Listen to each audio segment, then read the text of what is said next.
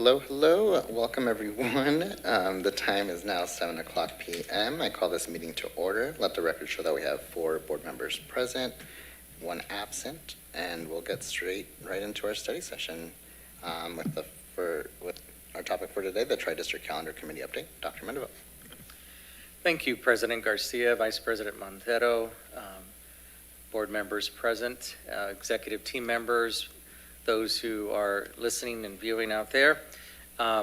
This is a follow-up from the follow-up information regarding a tri-district effort to have a modified calendar year or a calendar that we can all agree upon.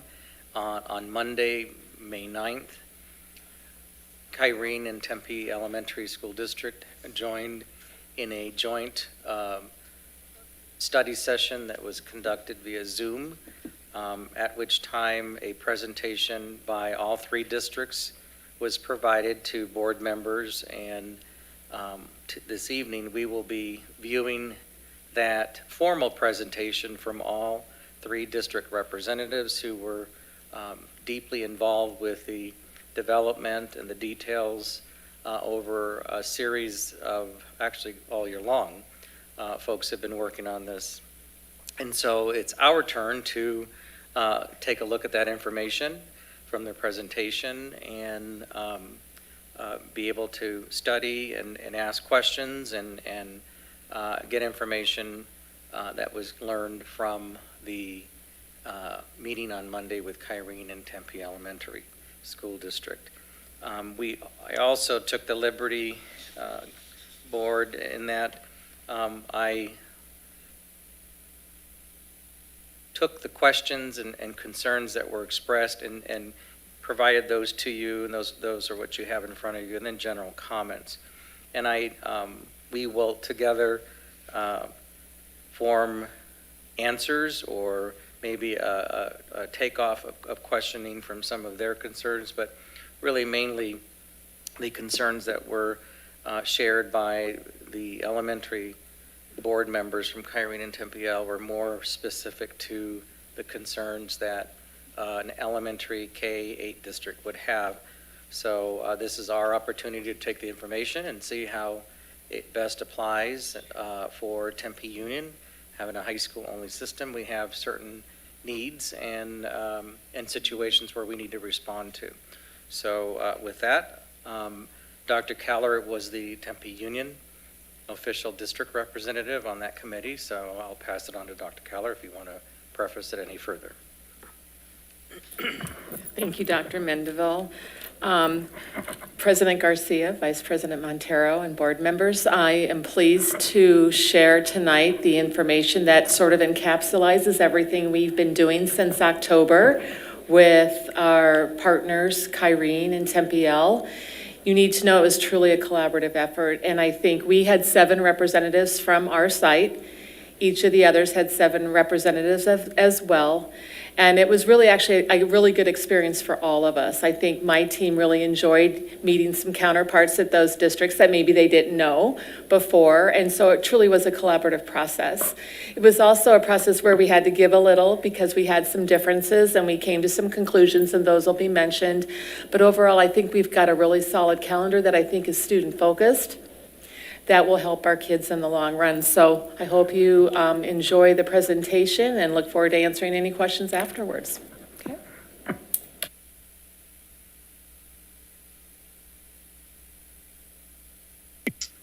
Thank you, Jordan, and thank you, President Windsor, President Walsh, and all of our governing board members for being here for this Tri-District Calendar presentation this evening.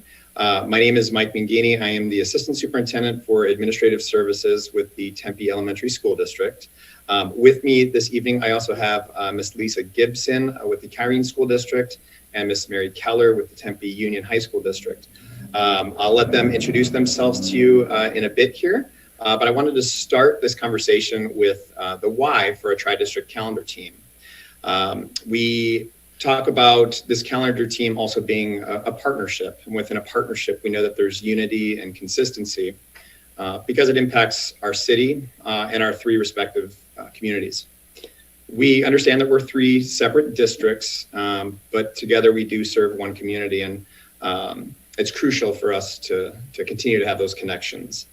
If you put your attention to the slide for our why, I'll just kind of go through and talk a little bit about what got us here and our why. This has been an ongoing conversation between and among our districts for a number of years. We've had several staff and parents that have expressed an interest in having us explore a different calendar model. We noticed that other surrounding districts in the East Valley have moved or are going to be moving to a similar schedule. And we recognize that there are definite gaps within student learning, and examining a different model allows us to look for additional supports and interventions. And the overarching thing for everything is we recognize that this is a commitment to a partnership between our 3 districts. And with that, I'm going to move on to the next slide. Good evening, everybody. I'm Lisa Gibson, Executive Director of Talent Management in the Kyrene School District. I'm actually filling in for Carrie Fioriti tonight since she had a scheduling conflict, but I was on the Tri-District Calendar Committee this year and look forward to sharing some information with you tonight. One of the first steps in the process was to bring together a Tri-District calendar team. The goal in creating this team was to have wide representation from a variety of departments within the 3 organizations included to ensure that the team would be able to fully understand and consider the implications of any possible calendar changes. The team consisted of 21 members, 7 from each district. As you review the names of each member of the team, you can also see the variety of roles that members of the team serve within each of the districts, from teaching and learning, human resources or talent management, as well as teacher and classified educational support professional representatives. I would like to pause at this moment and thank all the members of this team for their time and service. Each member of the team made significant contributions to the recommendations that are being put for you today. Next slide, please. Good evening, everyone. I am Mary Keller. I'm the Assistant Superintendent for Human Resources here at Tempe Union. As Mr. Allel said, my board is not able to be here this evening given prior commitments, but we want you to know that they value our partnership, the 3 of our partnerships together as the Tri-District community, and they have every intention of listening, operating, and acting with support and in a Tri-District manner. Tonight, I want to share with you briefly the timeline involved with this process. As Mr. Mangini said, we've talked a little bit in the past, our superintendents and our districts have talked about looking at different calendars. And in fact, in the spring of 2021, more discussion was had about moving forward to actually look at such a process. In the fall of 2021, Michael, myself, and Carrie Fioriti were identified as the coordinators for each of our districts. And we came together, we put together a schedule, and in November and February and March and April, all the teams that you just saw listed met together to review the calendars and to discuss if we were to make changes, what would the impacts be to positively to our students, but also in other areas. So we had those meetings. During that time in March, we also surveyed our staff and we surveyed our families to get their feedback that would be important to this process. And so here we are tonight to present those findings and that data to share with you in the hopes of moving forward with approval sometime at the end of May. Next slide, please. The Tri-District team worked together with the support of the Kyrene Kyrene Research and Evaluation Department to design a survey for families and staff of all 3 districts. The team felt strongly that an important part of this process was to better understand the preferences of all 3 communities, their families, and their staff. The survey invitations were sent by each district to all their own staff and enrolled families. Official communications were sent by each district, and the methodologies employed were links, text messages, and email. The survey was available from March 15th through March 21st, and asked participants to select their preference between a 1-2-1 calendar that had a 1-week fall break, 2-week winter break, and 1-week spring break, or a 2-2-2 calendar that had a 2-week break in the fall, winter, and spring. The survey was available in both English and Spanish. Next slide, please. A total of 8,035 unique responses was received. Respondents selected all roles and districts that applied to them to ensure this survey captured the multiple ways our families and staff are intermingled. For example, a staff member at Tempe Elementary who had a child enrolled in Kyrene and a child enrolled in Tempe Union High School would have selected staff for Tempe Elementary and family for Kyrene and Tempe Union. That is why when we break down the responses, the subtotals do not sum to the totals. 4,181 respondents indicated they were from Kyrene, with 3,280 indicating they were families, and 1,145 marking staff. 1,747 respondents indicated they were from Tempe Elementary. 1,007 responses were families, and 833 represented staff members. 3,186 respondents marked they were from Tempe Union High School District, with 2,501 of those responses representing families and 776 representing staff members. Next slide, please. The main question that the survey participants were asked was, which calendar option do you prefer? You can see from the slides here that based on all respondents across the board, 46% preferred the 2-2-2 calendar model with a 2-week break at fall, winter, and spring. 42% of the respondents preferred a 1-2-1 calendar model with a 1-week break at the fall and the spring and a 2-week break for winter. 12% of the respondents indicated that they had no preference between the two calendar models. When looking at all the respondents for the Kyrene School District, 45% preferred the 2-2-2 calendar model.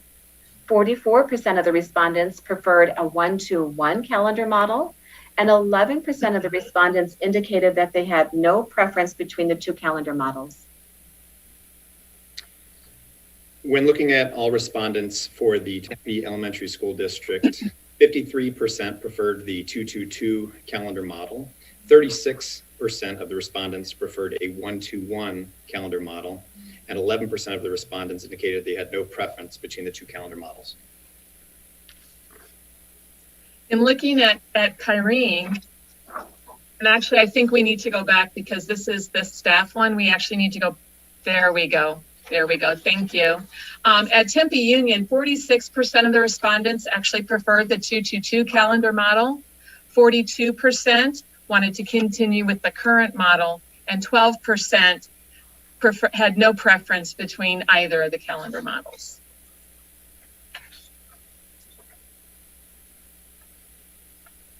And if you could move the slide forward, please.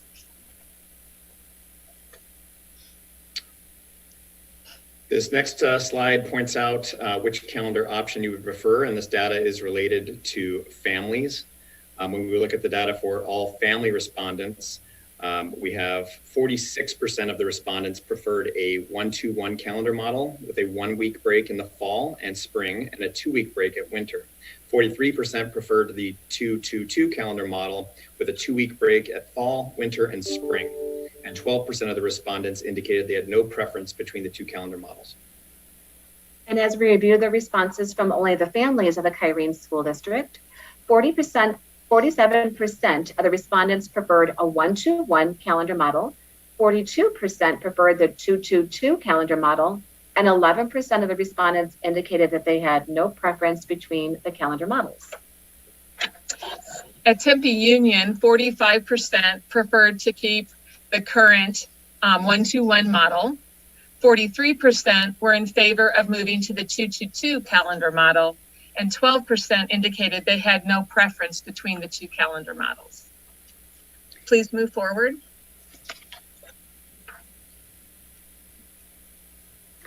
The data on this slide is disaggregated to show which calendar option was preferred by the staff of the 3 districts. Please note that the word staff represents our certified teaching staff, classified or education support professional staff, as well as administrators for all 3 districts. As you can see, when we look at the results across all 3 districts, 57% of the staff respondents prefer the 2-2-2 calendar model with a 2-week break for fall, winter, and spring. 31% of the staff responses favored a traditional 1-2-1 calendar, and 12% of the staff respondents did not have a preference between the 2 calendars. As we review the responses from only the staff of the Kyrene School District, 57% preferred the 2-2-2 calendar model, 32% of the respondents preferred a 1-2-1 calendar model, and 11% of the respondents indicated they had no preference between the 2 calendar models. And as we refer and look at the respondents for the Tempe Elementary School District, 59% of our respondents favored a 2-2-2 calendar, 30% favored the 1-2-1 calendar, and 12% had no preference. 57% of Tempe Union staff are in support of a 2-2-2 calendar model, where 29% prefer the 1-2-1 model. Remaining 14% do not have a preference either way for either calendar. Next slide, please. So the data only tells part of the story. One of the big parts and components of our committee work and our partnership was to talk through the benefits of examining another calendar model. Some of the points here that you see are mitigating the negative effects of a long summer break on student achievement, providing increased opportunities throughout the school year instead of focusing solely on summer for interventions and personalized instruction to have a positive impact on student achievement. It would be in alignment with surrounding East Valley districts such as Gilbert, Chandler, and Higley. It would provide an increase in time for professional development opportunities, as well as increase in opportunities for tri-district collaboration.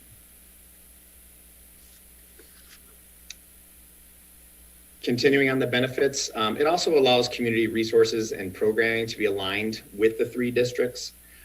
We made a major focus to make sure that breaks were aligned across all 3 districts. And we would allow a decision to be a full year in advance to allow for staff and families to make arrangements and plan for any changes. Next slide, please. While the team was able to identify many benefits for the transition to a 2-2-2 calendar, we are aware that there will be additional considerations and changes as we transition to a modified year-round calendar. Some of the changes may impact pay period calendars for classified or educational support professional staff, depending on each district's pay cycle. All 3 districts will be working to minimize any impacts and to ensure continuity in pay for staff. Additionally, we believe that there may be increased opportunities for compensation for support staff who work over breaks. The Tri-District Calendar team also recognizes that this change may impact families with childcare needs. All 3 districts are exploring childcare options combined with plans for intervention and personalized instruction to ensure that our families and the needs of our community are being met. We also want to note that while the calendars for the 3 districts are very similar with regards to start dates, breaks, and end dates, the calendars are not aligned exactly due to the unique initiatives and commitments that exist within each district. We are committed to taking next year to engage in a planning, both as individual districts and as a tri-district calendar team, to create plans for student success and to implement initiatives that reduce the impacts to staff, students, and families. Next slide, please. So after taking into account the benefits and the considerations, but most importantly, the needs of our students, it is the recommendation of the Tri-District Calendar team to move to the 2-2-2 calendar beginning the 23-24 school year. And what we'd like to do is we'd like to share with you now an example of what the calendar looks like and highlight certain key components of it. I'm going to use my calendar, the Tempe Union calendar, to do this for you. So if we can get the sample calendar up, that would be awesome. Thank you.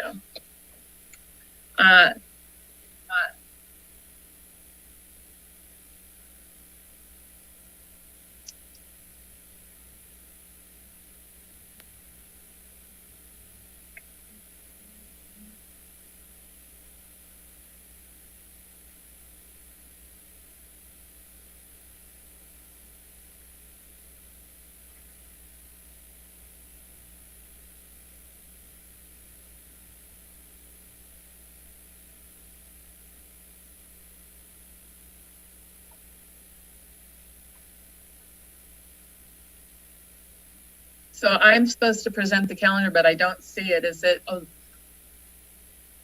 can everybody see the calendar okay? Okay, I can see it now. So the way the calendar is laid out, just to sort of give you a lay of the land, on the left is July through December, so the first semester.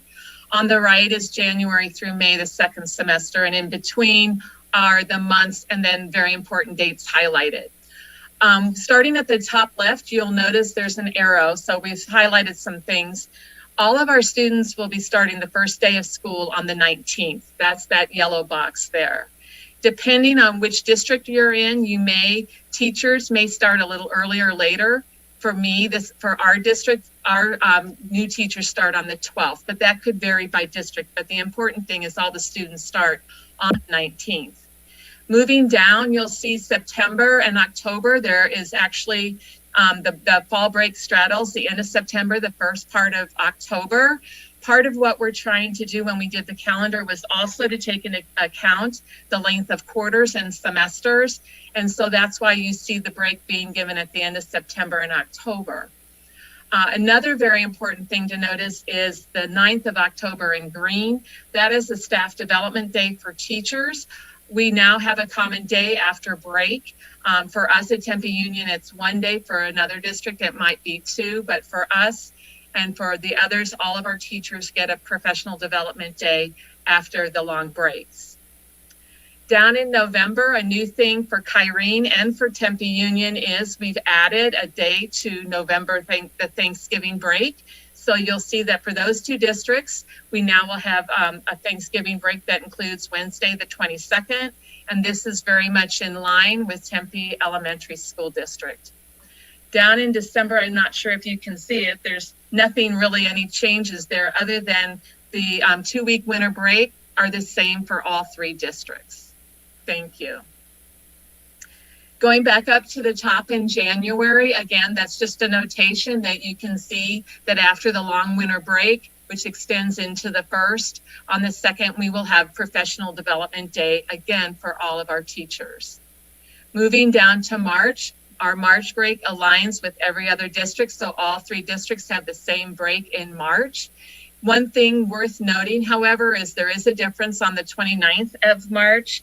Tempe Union and Kyrene does not have that holiday day before Easter weekend or Passover weekend, but Tempe Elementary School still maintains that holiday break, that spring holiday. Going down to the end of May, at Tempe Union, our graduation is May 23rd. On the 23rd, that's the last day of school for Tempe Union and also for Tempe Elementary. So it's basically the end of the school year for this particular year, shows that all students are done on that day. One of the things worth noting is when we met throughout this past few months, there was a strong collaboration between districts. We really wanted to make sure our breaks matched, but we also wanted to have some flexibility within those timeframes to meet the unique needs of each of our school districts. And we feel that it's worked out really, really well. So this is the proposed calendar, the 222 calendar for the 23-24 school year. I'm going to turn it back over to Jordan, to you, so that you can moderate the remaining part of this meeting. Thank you, Dr. Keller, Mr. Mangini, Ms. Gibson, for that presentation. The way I believe it will work best in terms of questioning is if board members can use the raise hand feature in Zoom. If you go under reactions, it will pop up that you can raise your hand, and that'll actually, on my screen, move your window to where I'll see you in a queue. If for whatever reason that isn't working or you don't have access to that, you can use a different reaction or drop a note in the chat window, and I will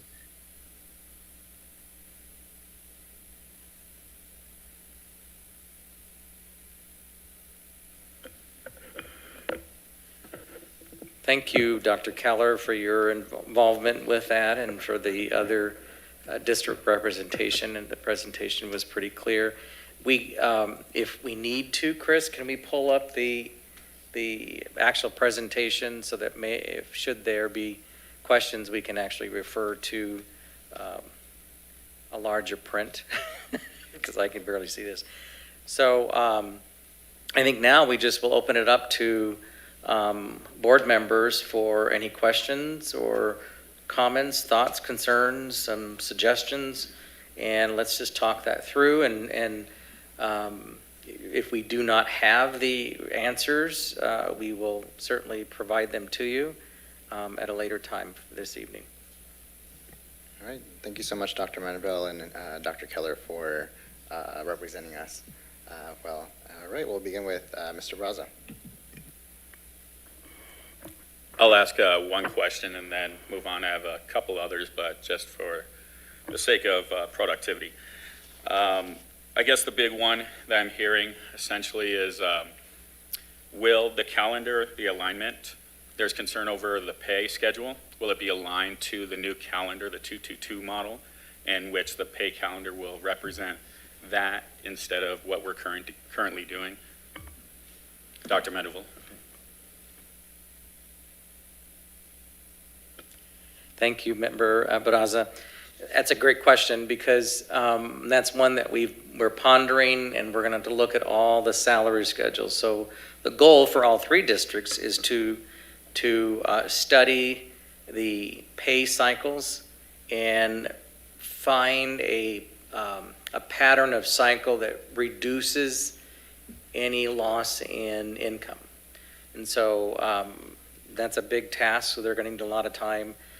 Other districts we have a bunch of work calendars, and we're trying to reduce those to, so we're hoping that going into a modified calendar year, we can reduce some of those pay cycle calendars, so we are able to do that a little bit more readily.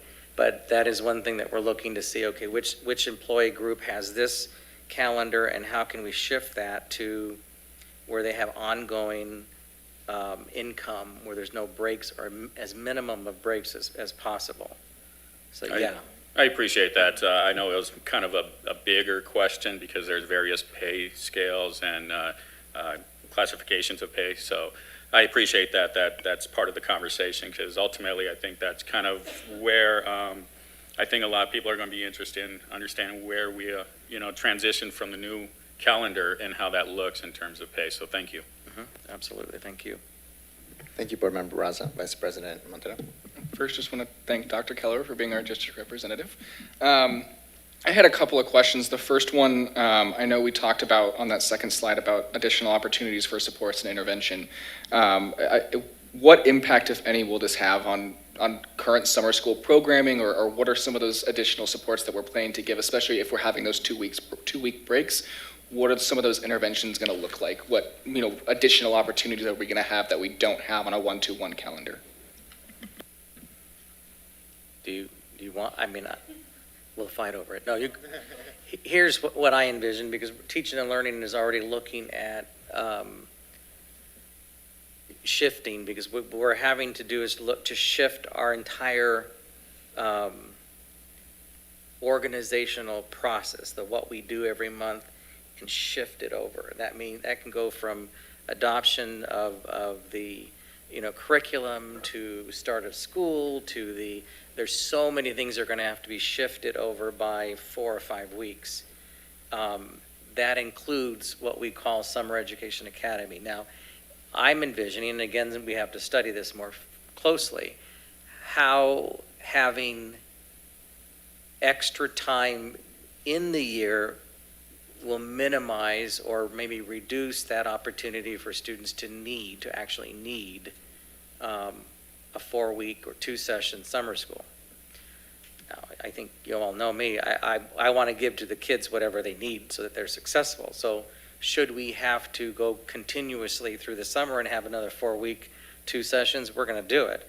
But we need to study that to see how that's going to impact, because the goal is to use at least one of those weeks during those 3 2-week sessions is to provide intervention services and in a variety of ways. We work on quarters and semesters, right? So at a quarter, we know which students are not meeting at least a minimum of a passing grade. We can identify those students, and oftentimes it's just making up classes or assignments, or turning in a project, or taking a test another time. We're also into mastery learning. We're moving in that direction, and this really promotes that.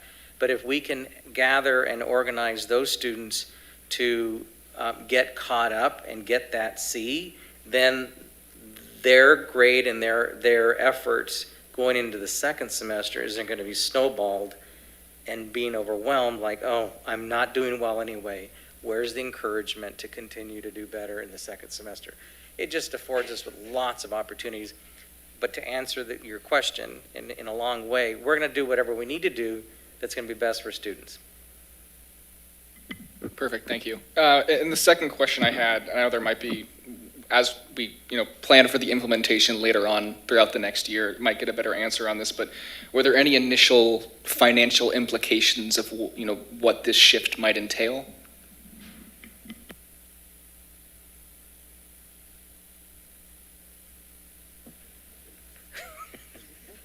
There's always some level of financial implication. Let me start, and then Diane and Kim, you can. There have been some discussions, or at least brought to our attention. Have you thought about, okay, our schools are going to be open, pretty much more of an extended period of time, and is that going to increase our costs for utilities and energy and that kind of a thing?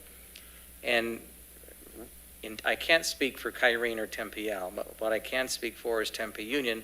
We're open pretty much through the end of June, many of our schools. There may be departments or wings of a building that are closed off, but they're still being cooled at 85 degrees, and it's 110 outside. The systems are still running. So we're using energy, and probably to a lesser degree because of summer, but our buildings are still operating because we have a variety of programming for students and families. So I don't think there's going to be much of an impact. We've not studied it directly. However, the other piece, the flip side to that, is if we are in buildings during cooler times of the year for us, we have energy savings from that angle too that need to be factored in. And that's going to be a reality, particularly when you go into the fall and spring and winter for those 2 weeks. Mrs. Millins?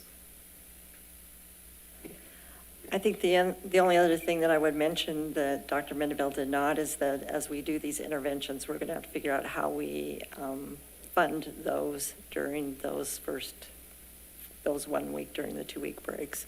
And that could be through grant funding, that could be through sources outside of the M&O budget, but will just have to be something that we will have to figure out. I want to add to that, Mrs. Mullins, because we talked about that today a little bit.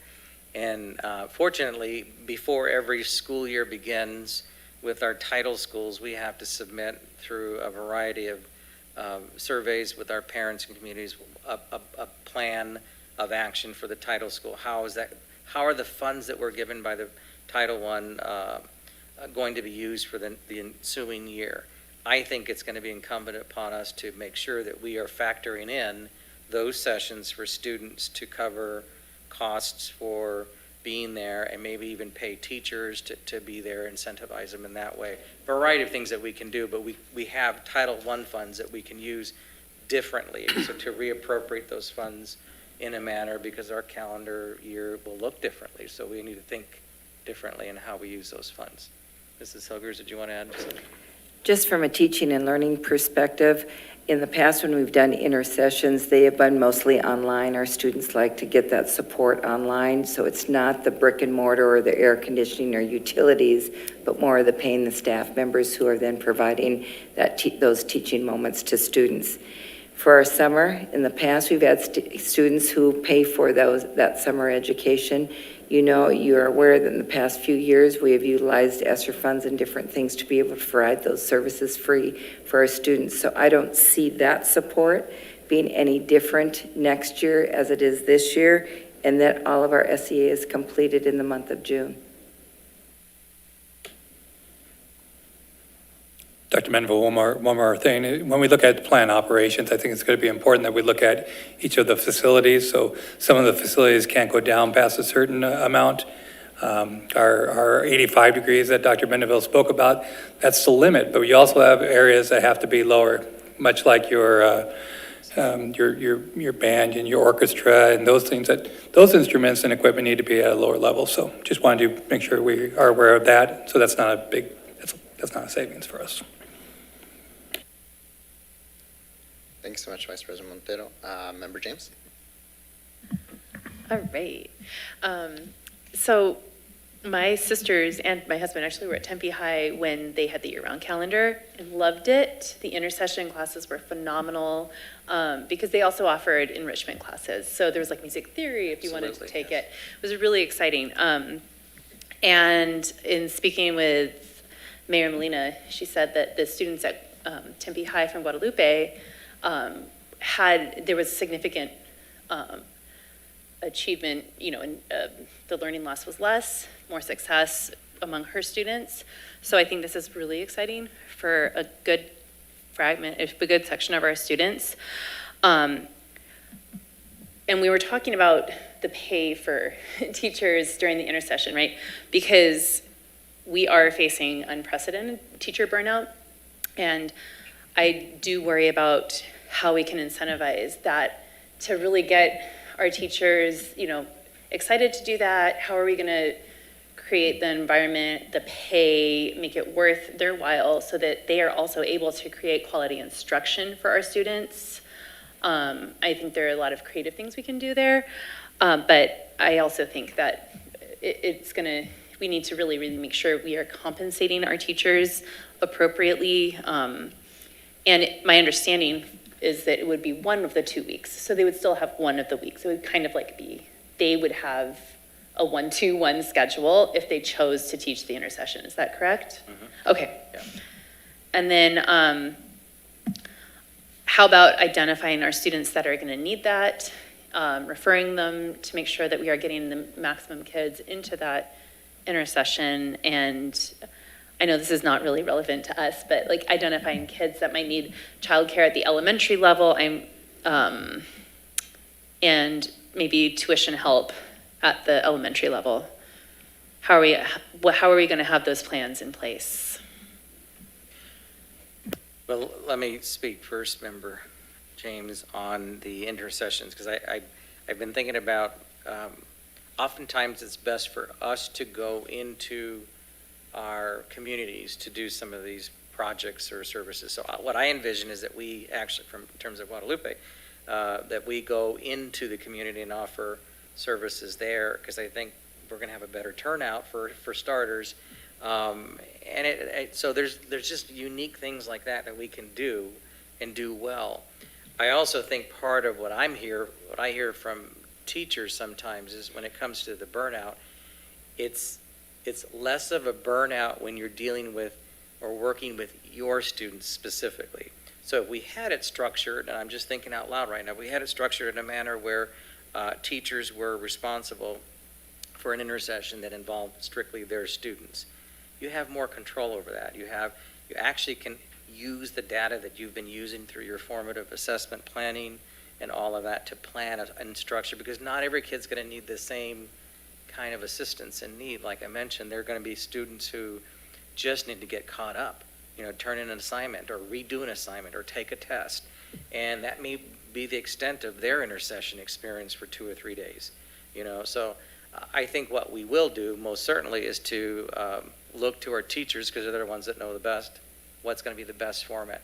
We're not going to get it right the very first time, but we're certainly going to make efforts to ensure that we're impacting students in the best way possible. Okay, I appreciate that, reaching out to the teachers, because you're right. I think that it sounds great saying, okay, you get your own students, but if I'm a teacher and I'm not able to teach over the intercession for whatever reason, then my students, I don't want them to be at a disadvantage, because, Mr. Montero's teaching, but he's only going to have his students. All those kind of kinks, I think, we can go to our teachers and say, how would we work this out the best way?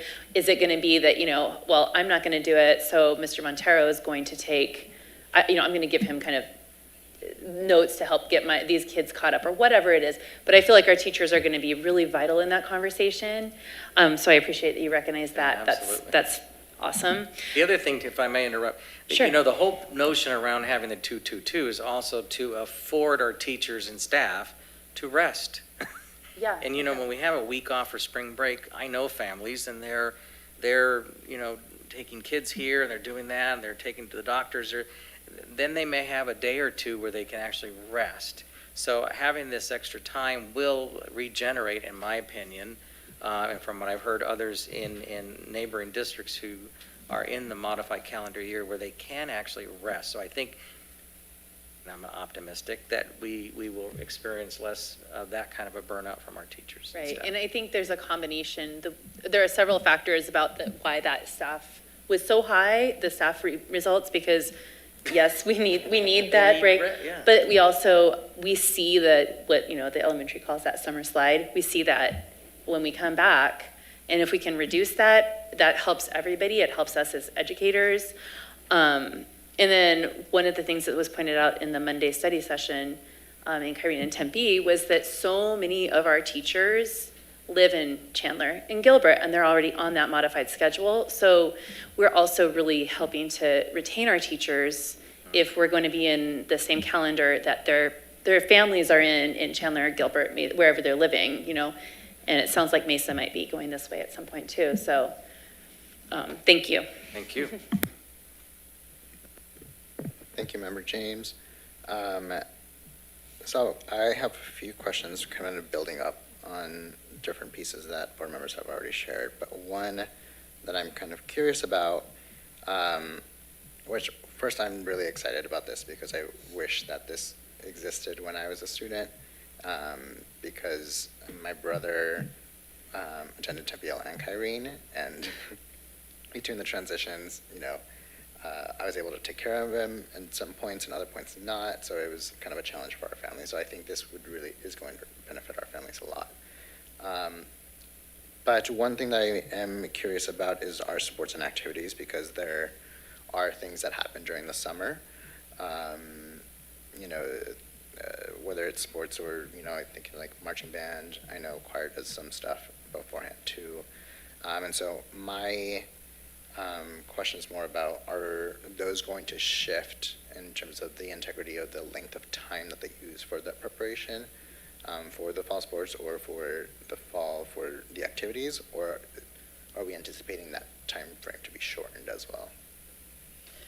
I'm going to look to Mr. McDonald for that, because your son, your kids are in that other district to the south, right?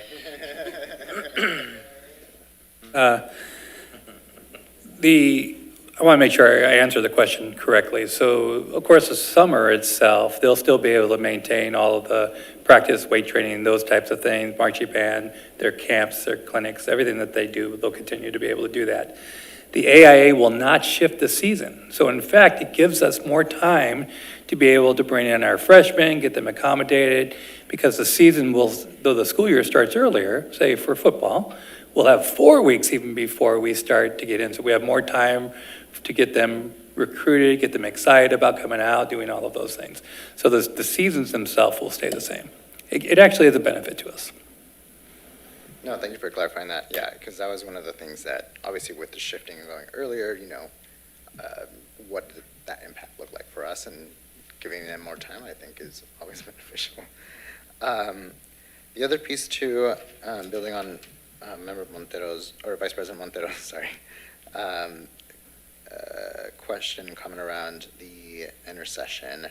So, and please correct me if I'm misinterpreting this, but from my understanding is that the intercessions are kind of a proactive measure to kind of, not prevent them, but to address the issues so they don't have to end up in summer school for like the credit recovery piece. Yes. Okay.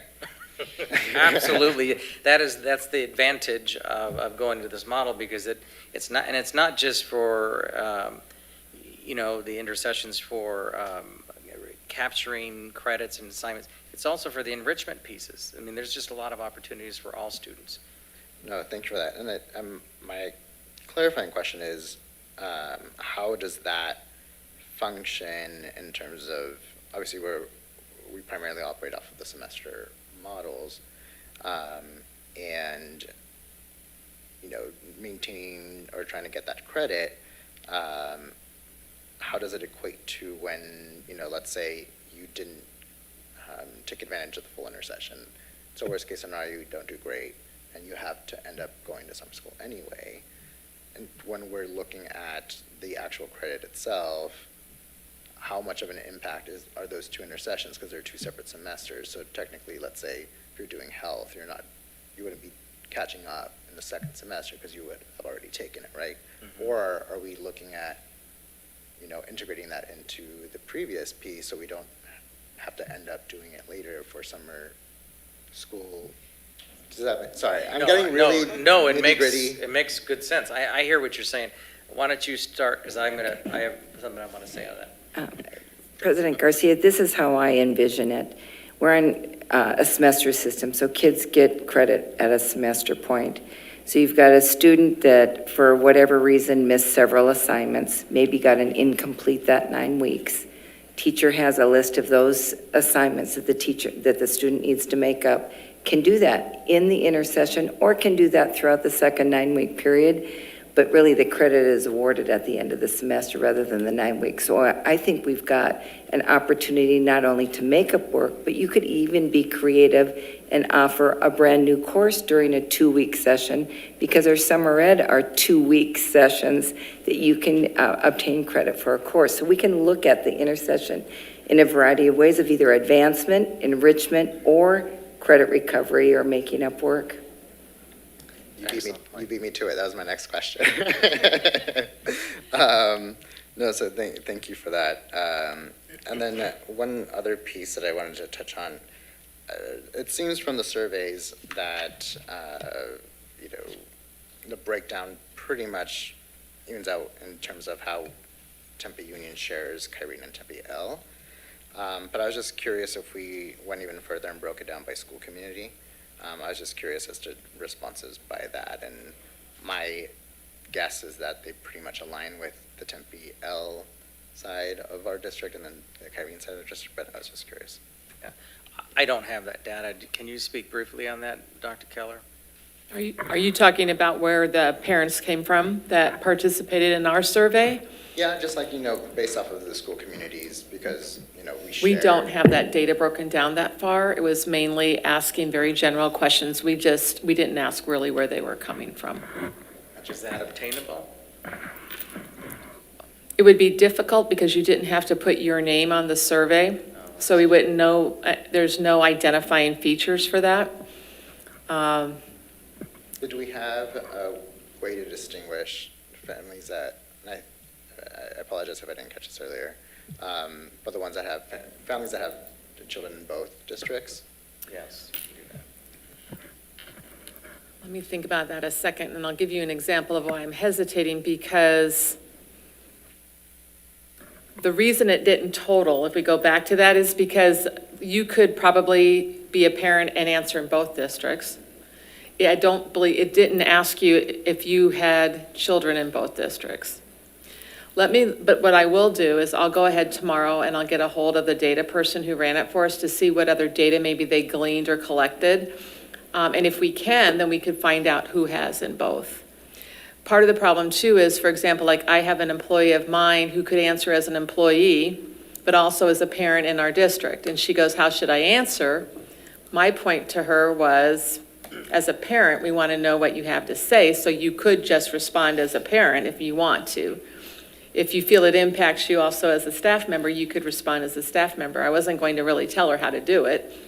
And so I think people made a choice. If they felt they were more important, you're asking me as a parent, maybe that's the route that I took.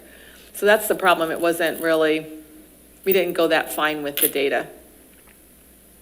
Gotcha, no, and the reason why I was asking is because obviously we have family, you know, I know certain families that have kids in all three districts, and then some that are just Kyrene and Tempe Union, or Tempe Union and Tempe L, and then those who just have Tempe Union.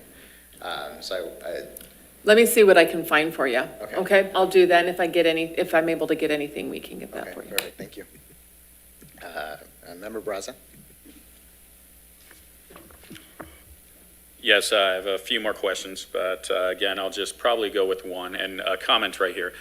Talking to staff and community members, it seems that they really prefer the aspect of having that opportunity to take maybe a longer break between points throughout the year. It gives an opportunity to maybe participate in functions or maybe attend family functions a lot easier and have that flexibility. So I think the sentiment ultimately from what I'm getting is there is good and there's bad, but the good outweighs, you know, the concerns.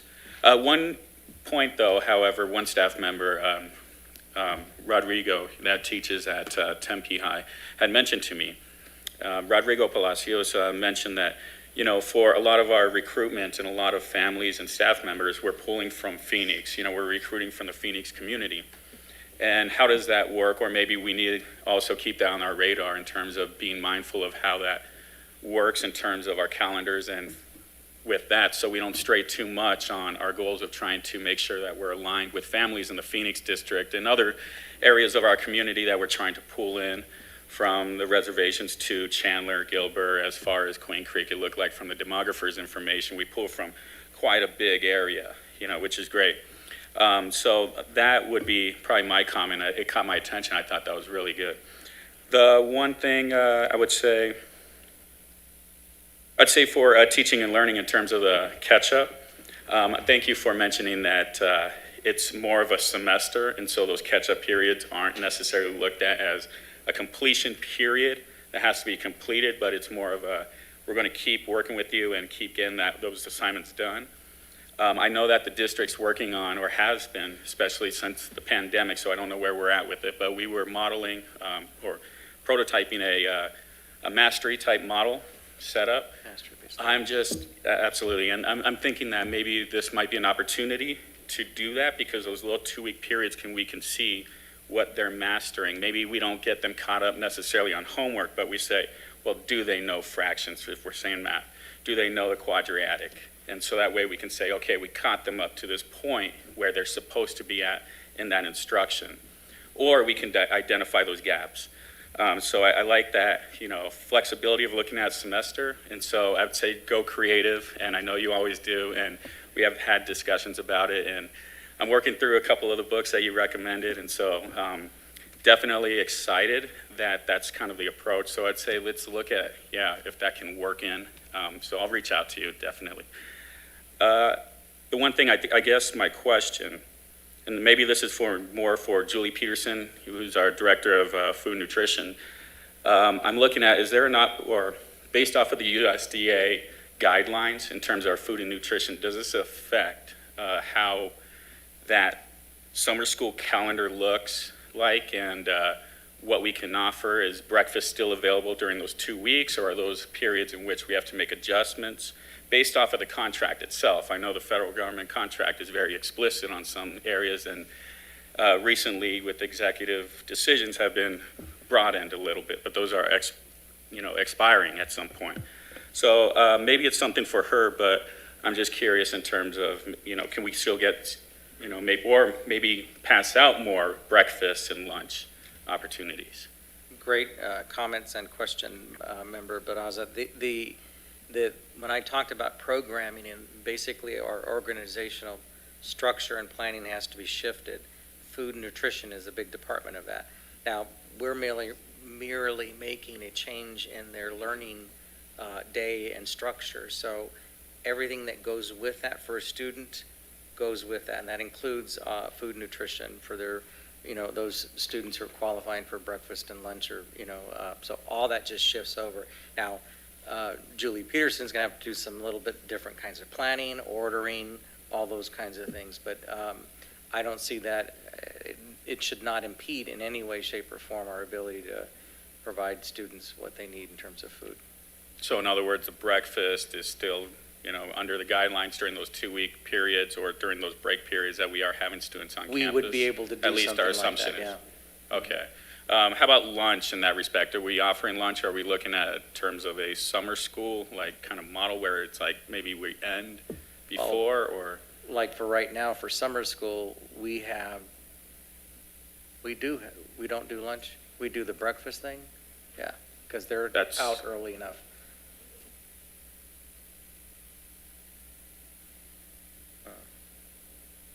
I think you're talking about intercessions primarily, but those are the things that we would look at to see. Again, but if our kids need something, we're going to be able to provide it. Absolutely. Yeah. And I guess the only other question I guess I really have is, we have had a student here in our board meetings coming every often, and it's not necessarily a calendar issue, but he's been very concerned with the start times. If maybe this can be part of the discussion. Now, I know that start times in terms of getting students on campus is more of a logistical challenge than it is a calendar challenge. But I think maybe looking at how our calendar's fluctuating, maybe there's an opening or a way to adjust and bring us closer to a, maybe not identical, but closer to start times that are more aligned across the district, because I think there are some valid points on why start later and why start early. I remember sitting and hearing about how some students, let's say it's a later start time, those later start times can hurt a student that's doing extracurriculars because now they get checked out of class on their 7th and 8th periods. And a later start time may push it to where it's a 6th period. Now we have 3 periods, and now it becomes more of a concern. So if that's just something that can be a part of the conversation, I think that'd be great. But that's all I really have, and much appreciated to the team and all the committees across the entire district and multiple districts, all 3 districts. Please convey that we're very thankful for all the efforts to get us here. It's not easy trying to get 3 school districts to work together to align and meet everyone's needs. So thank you. Thank you, Member Braza. Member James? So I just wanted to talk about one of the things that I've seen people discussing, and I think you kind of touched on it with the environmental impact of keeping the buildings open in the hot parts of the year and so on. I know that some people don't want their kids going to school, so, when it's so hot in July and so on, and are talking about, can we just go after Labor Day? But I think we need to clarify that we are on a semester schedule. And I know on the East Coast, a lot of those schools are on trimester schedules. So they start after Labor Day, but when you get to that winter break, you've completed your trimester. And I hope that the community understands that when we're talking about starting in July, it's so that we can have those 2 quarters before winter break. Our students are not having to study for final exams or do projects over winter break, because that's a big concern, when we're talking about our dedication to mental health and making sure our students are rested, our teachers are rested, that we are on that semester schedule. We want to make sure our kids and our teachers are taking that break during that winter break. And so I just wanted to clarify that, because that is something that people are concerned about. And my freshman year, we had final exams in January, and I lived at the library doing my physics final exam for Mr. Taysom, and kind of loved it. It was kind of nerdy, but it was also really hard. And so when we did switch to finals before break, it was very, very relieving. So I understand the concern, especially at the elementary level, where kids might be losing some recess due to heat advisory days. But at this point, we're on a semester schedule, and I just hope the community understands the why there, as to why we're starting in July and not after Labor Day. Great point. We can make sure that is clear, because that's a good point. Vice President Montero? Kind of piggybacking off of that, in a more broad picture, kind of looking at what the communication and engagement and awareness with our families are going to be throughout that transition period. What does that plan look like? And I think more specifically, are we going to have a specific delineated process in place to kind of deal with some of those transitional questions or issues that families might have during that transition period? One of the things that we didn't get to on the timeline, because we need to obviously approve the calendar first, is the planning and implementation phases, right? And so our plan is next year to plan. and to figure out those nuances. And I think the critical thing is, if this gets approved, is to communicate that to our families. And, with some of the discussion we've had tonight, and then to start working on what's the impact to our teaching and learning, what's the impact to our transportation, what's going to be the impact to our classified staff members, and start to look at those things. We've already started in many of those areas. And as we go through the process, my friend to my left here, I'm sure we will have communication checkpoints along the way to let them know what we're doing and kind of where we are with that. And I think that's going to be the important thing, because this is a major change for us. I think a positive one if we do this. And so we will build that into the process to make sure we are communicating as we go along. So next year will be the really key time for us to pin everything down and to get things going. And might I suggest that we, for key messages, that we do work on a coordinated tri-district effort to put it out at once. There's going to be tangential information that we need to share with our community, because our issues with high school and a secondary system are different from the elementary schools, and so we know that. But the bigger message is that we work together to send something out in a uniform manner. And we are committed. We're not done working with our partners in the other districts, because there are some things, childcare for one. We have older children, but they have. And so how can we work together to help support those two districts who might have those issues and some other things? So our work is not really done on this committee. There's things we need to work together with on next year. And so I agree with you that we'll communicate those out, because the key is to be consistent. And that's really truly the beauty of what we're doing in developing this calendars, to try to be consistent with, our breaks and whatnot. So I suspect we'll continue to do that next year as well. Thank you so much. Member James? So around the communication issue, I was looking at the survey results, and I think we're always hoping for more people to participate in these, and just wondering what the conversations around that might be. And then also wondering with the Spanish option, because I know I took this survey as an employee in Tempe and as a parent in Kyrene, but I don't remember. I remember taking it very vividly, but I don't remember seeing like a language option. So is that Spanish survey like an opt-in, so we know we identify our Spanish-speaking families and it gets sent out? Or when the communication is sent, is it easily accessible, I guess, is my question, the Spanish survey? The survey and the letter went out in both Spanish and English to everybody. I think where you saw the responses, some people may have, spoken Spanish, but obviously had actually done it in English.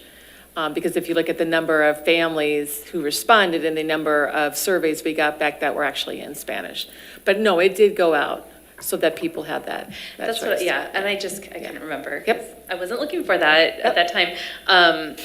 And then just wondering if there's a way, and I know this is probably difficult with surveys, but, and how they're made, especially because we don't want to have, the ballot stuffing. I saw that little graphic, but are there ways that we could send them out that default English and Spanish and have a way for, say, like the top 3, 4, or 5 languages in our district that are spoken to have it translated or have it sent in those languages?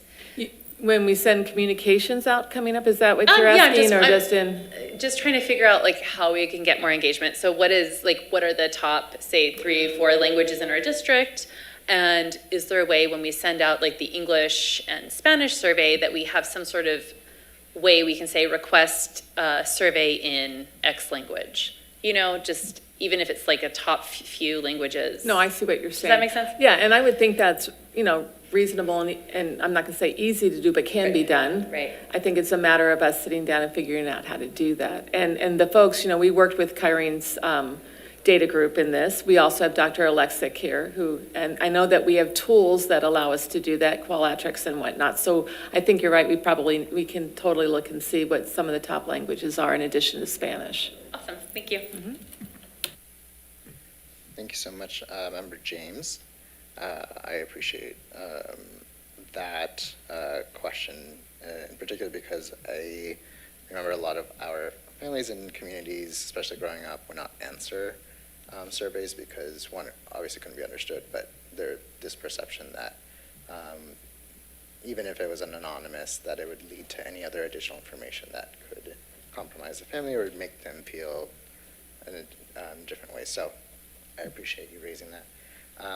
One question that I always go back to, because obviously during the summer, and this is more particular for Dr. McDowell, Mr. McDowell, with respect to summer projects, because I know a lot of our maintenance stuff and, you know, there's special projects and construction, all that, or whatever it may be going on at each of our schools happens during the summer. Obviously this, you know, changes in not by too much, but would that have any impact in terms of like the ability to complete it in time so it doesn't interfere with start times for school?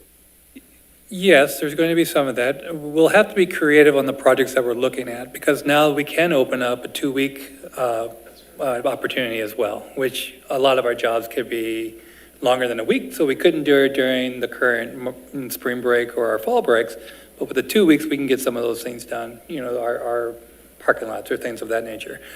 The longer ones, such as a field, will have to be creative, but remember that the season doesn't start until the same year, so we'll still be able to modify a lot of those things, but I'm sure, I'm not thinking about all of them. There will be some that will be crunched, and we will have to do some different opportunities to get to where we need to be.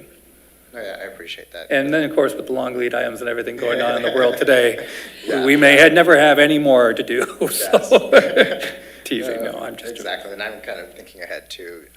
Obviously, you know, there's conversations around the bond in our committees to, you know, look at those projects and the larger ones.